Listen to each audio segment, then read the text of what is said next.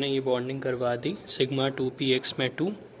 और अब जो मैं 2pz में बॉन्डिंग करवाऊंगा वो होगी पाई बॉन्डिंग। तो ये आपको थोड़ा सा याद रखना पड़ेगा। इसका कोई मैं आपको रीज़न नहीं बता सकता कि ऐसा क्यों हुआ, क्योंकि मैं इस चीज़ को लेके ख़ुद इग्नोरेंट हूँ पूरी तरीके से। तो ये हो जाएगा पाई 2p y और इसमें 2 इलेक्ट्रॉन्स हो जाएंगे। और फिर मैं ऐसे ही इसकी भी बॉन्डिंग करवा दूंगा पाई 2pz, इसमें भी 2 इलेक्ट्रॉन्स हो जाएंगे। तो जैसे कि आपने देखा कि यहाँ पे टोटल 2p में 6 इलेक्ट्रॉन्स थे और मैंने 6 इलेक्ट्रॉन्स की पूरी बॉन्डिंग करवा दी है। और अब कोई भी एंटी बॉन्डिंग के लिए इलेक्ट्रॉन नहीं बचा है। तो मैं इसे सीधे ऐसे लिखूँगा कि सिग्मा स्टार 2px0 और फिर पाई 2py0 और फिर पाई 2p0। ठीक है। तो मैंने जो है यहाँ पे N2 की पूरी इलेक्ट्रॉनिक कॉन्फ़िगरेशन लिख दी है। तो आप लोग जान चुके हैं कि किस तरीके से किसी भी मॉलिक्यूल में बॉन्डिंग भी होती है और एंटी बॉन्डिंग भी होती है। अब जब मैं इसका बॉन्ड ऑर्डर निकालूंगा तो आप लोग ख़ुद भी इस चीज़ को देख सकते हैं कि यहाँ पर देखिए बॉन्डिंग में 2 इलेक्ट्रॉन्स यहाँ हैं, बॉन्डिंग में 2 इलेक्ट्रॉन्स यहाँ, टोटल 4 हो गए। फिर बॉन्डिंग में 2 इलेक्ट्रॉन्स यहाँ, टोटल 6, फिर ये 8 और फिर ये 10। तो बॉन्डिंग में हम लोगों के पास 10 इलेक्ट्रॉन्स हैं, माइनस एंटी बॉन्डिंग के इलेक्ट्रॉन्स कितने हैं, ये 2 और फिर ये 2, 4 और फिर तो ये सब देखिए 0 0 0 0। अच्छा, यहाँ पे मैं स्टार लगाना भूल गया, पाई स्टार, क्योंकि आप लोग एंटी बॉन्डिंग को स्टार से इंडिकेट करते हैं। तो ये हो गया आपका 10 - 4/2। तो ये हो गया 6/2। कितना आ गया? 3 आ गया। 3 होल नंबर है, इस वजह से ये क्या हो गया? Diamagnetic. ठीक है, चलिए बढ़िया। तो हम लोगों ने पूरी तरीके से इसको कवर कर लिया है। ये भी जो भी मतलब बॉन्डिंग एंटी बॉन्डिंग था। अब हम लोग बात करेंगे deviation from law of octet की। अब इस लॉ ऑफ ऑक्टेट की धज्जियाँ उड़ने वाली हैं। हम लोग ये मानते थे कि कोई भी एटम होता है नॉर्मली, तो उसमें ये होता है कि उसके वैलेंस शेल में उसके 8 इलेक्ट्रॉन्स होते हैं। मतलब अगर नहीं होते हैं, सॉरी, मेरी थोड़ी सी जो है ज़बान लड़खड़ा रही है। हाँ, तो सॉरी, मेरी थोड़ी सी ज़बान लड़खड़ाने लगी थी। मैं ये कह रहा था कि कोई भी एटम होता है तो वो अपने वैलेंस शेल में 8 इलेक्ट्रॉन्स पूरे करने की कोशिश करता है। मगर अब हम लोग यहाँ देखेंगे कि जैसे कोई भी एटम होता है वो कोशिश करता है कि उसके पास लास्ट शेल में 8 इलेक्ट्रॉन्स आ जाएं तो वो स्टेबल हो जाएं। मगर यहाँ हम देखेंगे कि एटम्स 10 इलेक्ट्रॉन्स या 6 इलेक्ट्रॉन्स लेकर भी स्टेबल हो जाएंगे। तो ये जो हम लोगों को डेविएशन दिखेगा लॉ ऑफ ऑक्टेट से, हम लोग इसको भी देखेंगे। तो जैसे मैं यहाँ पर एग्जांपल लूँगा PCl5 का, क्योंकि PCl5 deviation from law of octet show करता है। कैसे? P में इलेक्ट्रॉन्स होते हैं 15 इलेक्ट्रॉन्स होते हैं इसमें, और इसका जो वैलेंस शेल होता है उसमें कितने इलेक्ट्रॉन्स होंगे? 2 8 5। हाँ, तो इसके लास्ट शेल में 5 इलेक्ट्रॉन्स होते हैं। तो मैंने यहाँ पे लिखा P, फिर यहाँ पर 1 इलेक्ट्रॉन, 2 3 4 5। ठीक है, थोड़ा सा अनइवन डिस्ट्रीब्यूशन, क्योंकि 5 इलेक्ट्रॉन्स हैं लास्ट शेल में। अब क्या होगा कि यहाँ पर अब क्लोरीन एटम्स आकर कंबाइन करेंगे।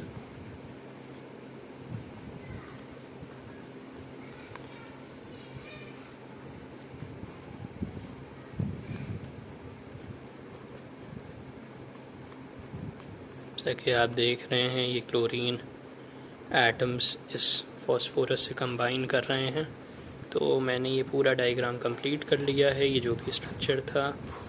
और अब आप लोग देख सकते हैं कि मतलब नॉर्मली यूजुअली केस में क्या होता है कि कोई भी एटम स्टेबल होने के लिए अपने वैलेंस शेल में 8 इलेक्ट्रॉन्स एक्सपेक्ट करता है। मगर यहाँ आप देखिए, ये जो फॉस्फोरस है ये स्टेबल है 1 2 3 4 5 6 7 8 9 10 इलेक्ट्रॉन्स के साथ। ये फॉस्फोरस स्टेबल हो गया है, इस वजह से ये deviation from law of octet show कर रहा है। ठीक है, चलिए अब हम लोग यहाँ से BF3 का भी स्ट्रक्चर देख लेते हैं जो deviation from law of octet show करता है। ठीक है, तो जैसे मैंने यहाँ पे लिखा B, फिर इसके जो भी लास्ट में जो 3 इलेक्ट्रॉन्स होते हैं मैंने उनको बनाया, और फिर मैंने फ्लोरीन से इसकी बॉन्डिंग करवा दी। मैंने यहाँ पे इसकी बॉन्डिंग शो कर दी।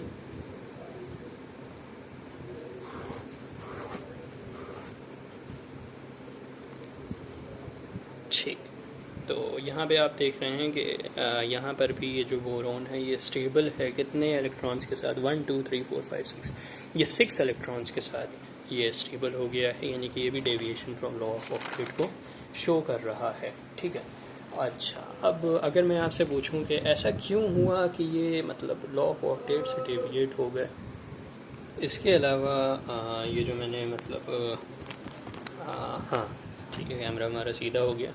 इसके अलावा इन कंपाउंड्स में मतलब जो मैंने बताया आपको, SF6 भी deviation from law of octet show करता है, IF7 भी शो करता है। बीच में एक पापा की तरफ से कॉल आ गए थे तो मुझे हटना पड़ा था। हाँ, मैं ये बता रहा था एक चीज़ कि ये जो होता है deviation from law of octet ये क्यों होता है, तो फॉस्फोरस क्लोराइड के केस में ये जो PCl5 था, पता नहीं शायद पेंटाक्लोराइड कहते हैं क्या है, मुझे नहीं पता। मैं बहरहाल मगर ये है कि PCl5 में ये जो भी deviation from law of octet show हुआ वो शो हुआ फॉर्मेशन ऑफ हाफ बॉन्ड्स की वजह से। अभी फॉर्मेशन ऑफ हाफ बॉन्ड्स क्या होते हैं ये मैं आप लोगों को दिखाता हूँ। हाँ, जैसे ये P है, ठीक है, और यहाँ पे मैंने इसके 5 इलेक्ट्रॉन्स बना दिए। ठीक है, अब यहाँ से क्लोरीन आके इसने बॉन्डिंग की,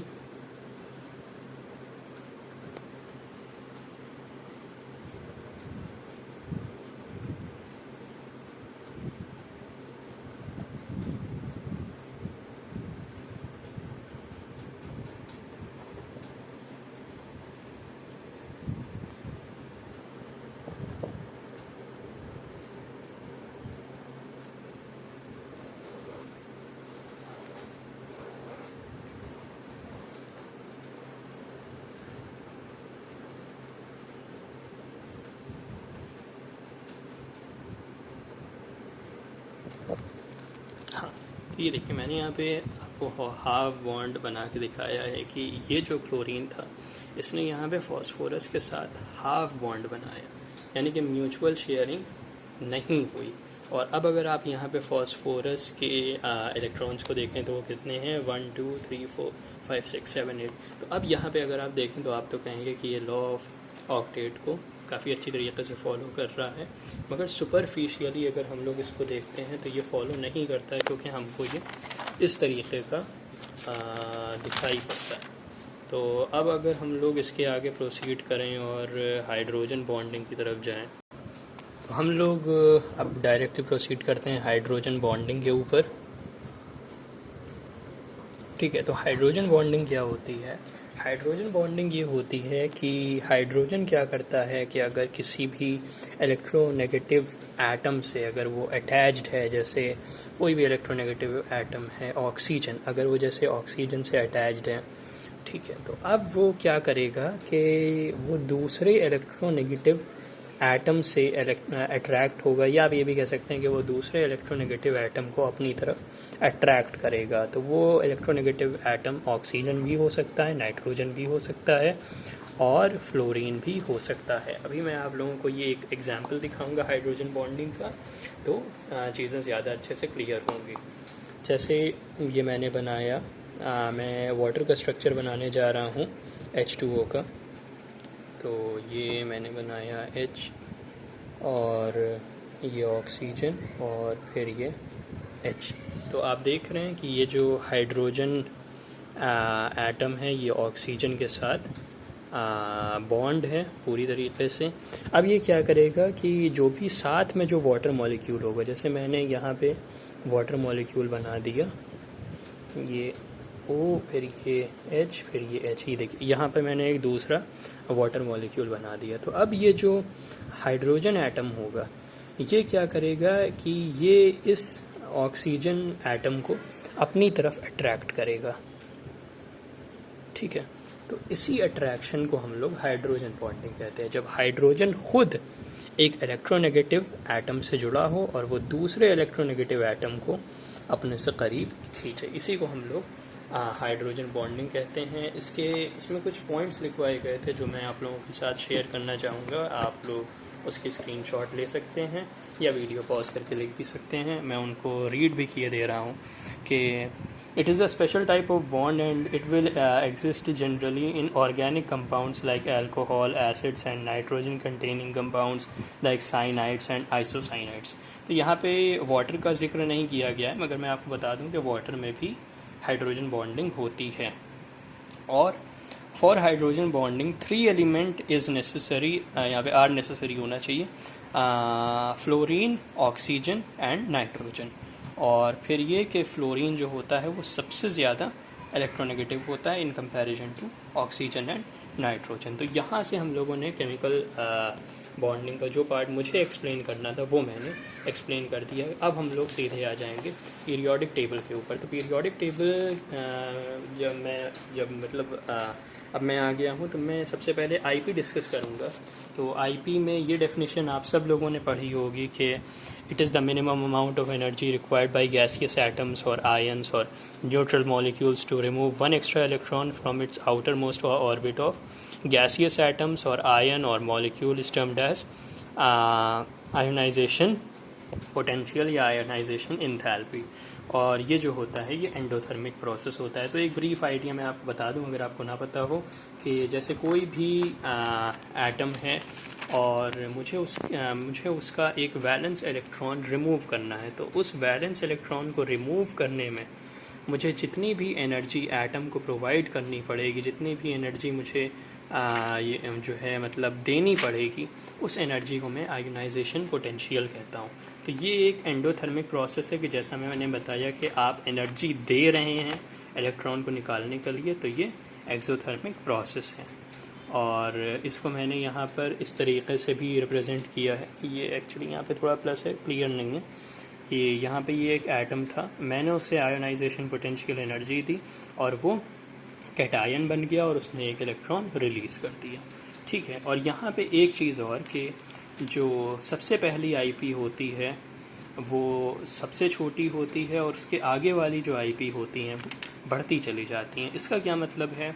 इसका मतलब ये है कि जैसे मेरे पास मैग्नीशियम एटम है, ठीक है, उसका एटॉमिक नंबर 12 यानी कि उसमें टोटल इलेक्ट्रॉन्स 12 हैं, वैलेंस शेल में 2 इलेक्ट्रॉन्स है। तो अब जैसे ही मैंने एक इलेक्ट्रॉन निकाला तो क्या हुआ कि जो पॉजिटिव चार्ज था वो ज़्यादा है। भाई मैंने एक इलेक्ट्रॉन निकाल दिया तो मैग्नीशियम के पास कितना चार्ज है? -11। और पॉजिटिव चार्ज कितना होगा? +12, क्योंकि प्रोटॉन में तो कोई फ़र्क आएगा नहीं। तो क्या हो जाएगा कि अब जो इलेक्ट्रॉन्स अब ये जो वैलेंस इलेक्ट्रॉन है वो ज़्यादा अच्छी तरीके से न्यूक्लियस से अट्रैक्टेड होगा और अब मुझे दूसरा इलेक्ट्रॉन निकालने में प्रॉब्लम होगी, अब मुझे ज़्यादा एनर्जी सप्लाई करनी पड़ेगी। तो इसी वजह से जो शुरू की आईपी होती है वो कम होती है और बाद वाली जो आईपी होती है वो ज़्यादा होती है। इस वजह से क्योंकि जो इफ़ेक्टिव न्यूक्लियर चार्ज होता है वो बढ़ जाता है, जो इलेक्ट्रॉन्स होते हैं वो पॉजिटिव नेट चार्ज की वजह से ज़्यादा अच्छी तरीके से अट्रैक्ट होने लगते हैं और इस वजह से मुझे आईपी ज़्यादा देनी पड़ती है। तो ये एक ऐसी चीज़ थी जिसको हम लोग पहले भी पढ़ चुके हैं, तो मुझे नहीं लगता कि इसमें ज़्यादा डेल्व करने की ज़रूरत है। हाँ, बस मैं ये चीज़ बता दूं कि जैसे हम लोग इलेक्ट्रॉनिक कॉन्फ़िगरेशन कैसे लिखेंगे किसी भी एटम का जो अपने ग्राउंड स्टेट पे हो और वो अपने एक्साइटेड स्टेट पे चला जाए। तो जैसे ये देखिए मैंने एल्यूमिनियम की कॉन्फ़िगरेशन लिखी 1s2 2s2 2p6 3s2 3p1, ठीक है। फिर एल्यूमिनियम ने ये आयोनाइजेशन पोटेंशियल, पहली आयोनाइजेशन पोटेंशियल को गेन किया, वो एल्यूमिनियम कैटायन में कन्वर्ट हो गया, एक इलेक्ट्रॉन उसने रिलीज़ किया। तो अब ये जो Al+ बना उसकी कॉन्फ़िगरेशन ये हुई। फिर मैंने सेकेंड आईपी उसको दी और वो Al+2 कैटायन में कन्वर्ट हो गया, उसने एक और इलेक्ट्रॉन दिया और फिर उसकी कॉन्फ़िगरेशन ये हो गई। फिर मैंने उसे फिर से आयोनाइजेशन पोटेंशियल एनर्जी दी और वो एंड में Al 3+ में कन्वर्ट हो गया और एक इलेक्ट्रॉन उसने दिया और अल्टीमेटली उसकी जो कॉन्फ़िगरेशन थी वो 1s2 2s2 2p6 हो गए। तो ये चीज़ हम लोग मतलब ज़्यादातर इसमें से 95% तो हम लोग सब कर ही चुके हैं। बस ये इलेक्ट्रॉनिक कॉन्फ़िगरेशन ही था जो थोड़ा सा नया था एक्साइटेड स्टेट का, जो मैंने आपको दिखाया। एक्साइटेड स्टेट यानी कि वही स्टेट जो मतलब ये जो Al+ और Al2+ और Al3+ वाली जो भी मतलब इलेक्ट्रॉनिक कॉन्फ़िगरेशन मैंने आपको दिखाई है, ये एलुमिनियम के एक्साइटेड स्टेट्स की इलेक्ट्रॉनिक कॉन्फ़िगरेशन है। अच्छा, फिर हम लोग बात करेंगे इलेक्ट्रोनेगेटिविटी की। तो इलेक्ट्रोनेगेटिविटी क्या होती है ये भी हम लोग जानते हैं कि it is the ability of atoms, ions और molecules to attract an electron towards itself, और इस प्रॉपर्टी को हम लोग इलेक्ट्रोनेगेटिविटी भी कहते हैं। ठीक है, और ये जो अगर हम लोग बात करें, अब हम लोग हैलोजेंस को देखें तो हैलोजेंस सबसे ज़्यादा इलेक्ट्रोनेगेटिव होते हैं। ठीक है, और फ्लोरीन जो होता है वो हाईएस्ट इलेक्ट्रोनेगेटिव एलिमेंट्स होता है पीरियोडिक